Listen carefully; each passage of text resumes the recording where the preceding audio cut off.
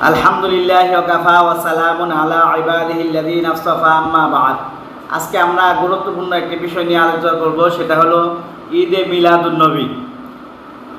যে নবীজি সাল্লাল্লাহু আলাইহি সাল্লামের জন্মদিনকে উপলক্ষ করে যে ঈদ পালন করা হয়, সেটা কি শরীয়ত সম্মত নাকি শরীয়তের বহির্ভূত, এ নিয়ে আমাদের আজকের আলোচনা।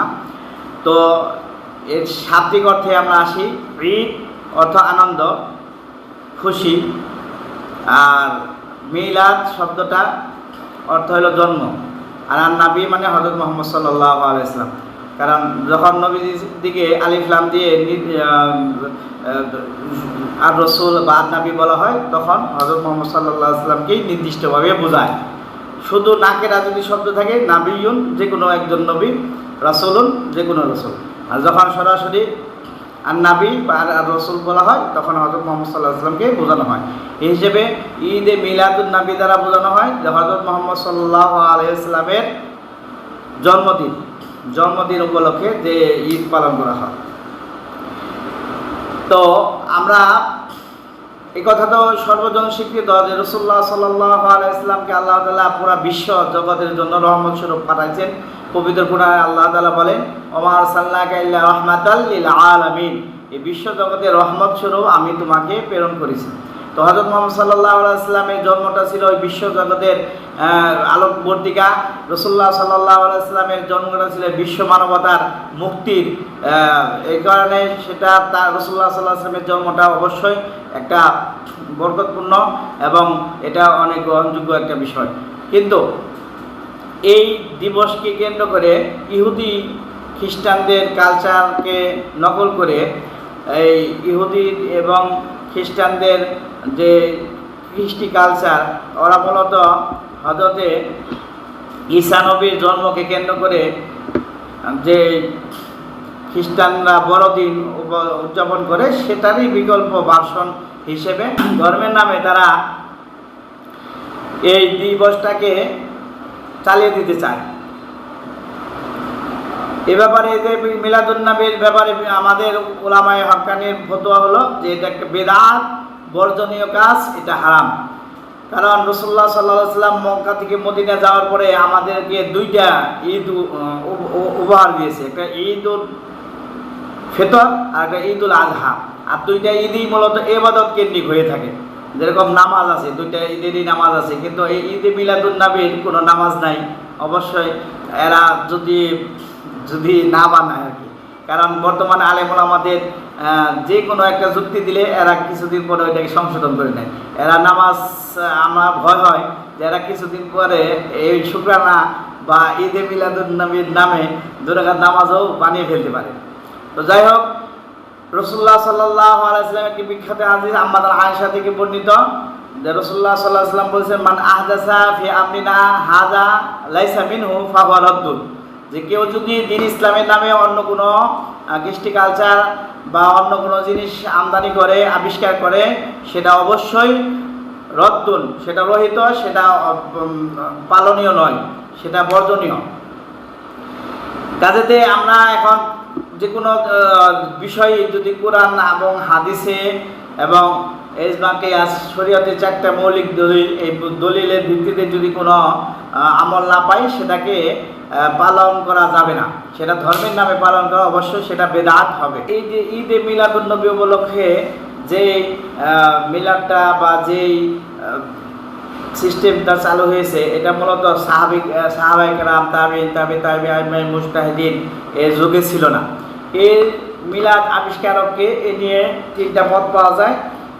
তো এটার মৌলিক কথা হইল ঈদে মিলাদুন নবী নামে যেই জিনিসটা প্রবর্তন করেছে, এটা হলো ফাতিমি বংশের বাতিনি সম্প্রদায় নামে একটি সম্প্রদায় ছিল, বাতিনি। সেই বাতিনিরা এটার আবিষ্কারক এবং মুসেল শহরে শাসক ছিল মুজাফফর। সেই মুজাফফর নামক ব্যক্তি শাসক এটাকে সামাজিকভাবে রায়েজ করেছে। আর এটার প্রথম আমলকারী হিসেবে ওমর বিন মোহাম্মদ মোল্লা নামে এক লোকে পাওয়া যায়। তিনি এটা সর্বপ্রথম এই ঈদে মিলাদুন নবীকে কেন্দ্র করে একটা মিলাদের সিস্টেম চালু করেছিল। তো এটা যেহেতু ইসলামে ছিল না, এ কারণে সেটা রদ্দুন, এই হাদিস দ্বারা সেটা পালনীয় নয়, এটা আমরা স্পষ্টই বুঝলাম।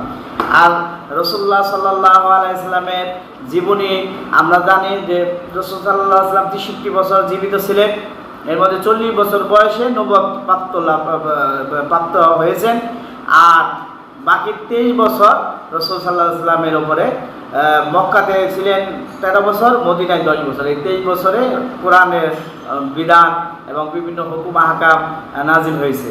এর মধ্যে যে সমস্ত বিধিবিধান নাজিল হয়েছে সেগুলো কোরআন হাদিসে সংরক্ষিত, ওইগুলোই আমাদের পালনীয় করণীয়। এর বাইরে কোনো একটা জিনিস নবাবিষ্কৃত চাপিয়ে দেওয়া হবে ধর্মের নামে, সেটা কখনোই পালনীয় নয়, পালন করা যাবে না। রাসূল সাল্লাল্লাহু আলাইহি ওয়াসাল্লামের যে নবুয়তের আগের যে সমস্ত কাহিনী হয়েছে, যেরকম রাসূল সাল্লাল্লাহু আলাইহি ওয়াসাল্লাম খতনাহীন অবস্থায় জন্ম হয়েছে, তারপর রাসূল সাল্লাল্লাহু আলাইহি ওয়াসাল্লাম কখনো উলঙ্গ থাকতেন না। আমরা সাধারণত বাচ্চা পোলাপান যখন থাকে নাবালক, ওই সময় দেখা যায় লুঙ্গি বা হাফ প্যান্ট বা অনেক সময় উলঙ্গ থাকা হয়। সাল্লাল্লাহু আলাইহি ওয়াসাল্লাম যখন বাইতুল্লাহ শরীফের নির্মাণ কাজের জন্য সহযোগিতা করতেছিলেন, ওই সময় আব্বাস রাদিয়াল্লাহু তাআলা আনহু তার ঘাড়ে তার লুঙ্গিটা খুলে দিয়েছিল, যাতে করে এই ঘাড়ে ব্যথা অনুভব না হয়। তো সাথে সাথে রাসূল সাল্লাল্লাহু আলাইহি ওয়াসাল্লাম অজ্ঞান হয়ে পড়ে গেছিলেন।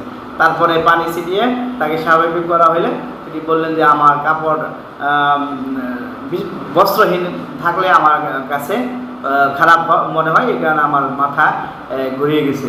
তো যাই হোক, এই সমস্ত কাহিনী রাসূল সাল্লাল্লাহু আলাইহি ওয়াসাল্লামের নবুয়তের প্রমাণ হিসেবে, দালাইলুন নবুয়া হিসেবে প্রমাণিত, উম্মতের জন্য করণীয় নয়, পালনীয় নয়। বাকি নবুয়ত পাওয়ার পরের যে সমস্ত হুকুম আহকাম সেগুলো হলো উম্মতের জন্য করণীয়, পালনীয়। কাজেতেই মিলাদকে আমরা দুই ভাগে ভাগ করতে পারি। একটা হলো স্বাভাবিক রাসূল সাল্লাল্লাহু আলাইহি ওয়াসাল্লামের জন্ম নিয়ে আলোচনা, সেটা সর্বমহলে জায়েজ এবং বৈধ। ওলামায়ে হযরত সবসময় রাসূলুল্লাহ সাল্লাল্লাহু আলাইহি ওয়াসাল্লামের জন্ম নিয়ে, তার মৃত্যু, তার সারা জীবনী নিয়ে আলোচনা করা হয়। মক্কি জীবনী, মদিনী জীবনী, ক্বাবলা নবুওয়াত, নবুয়তের পূর্বের জীবনী, সব নিয়েই আলোচনা করা হয়। আর 2 নম্বর হলো মিলাদের যেটা বিতর্কিত যে সুরত বর্তমানে, সেটা আমরা ওলামায়ে হক্কানি বিরোধিতা করে থাকে এবং সেটাকে নাজায়েজ মনে করে থাকে, যেহেতু এটা নবাবিষ্কৃত।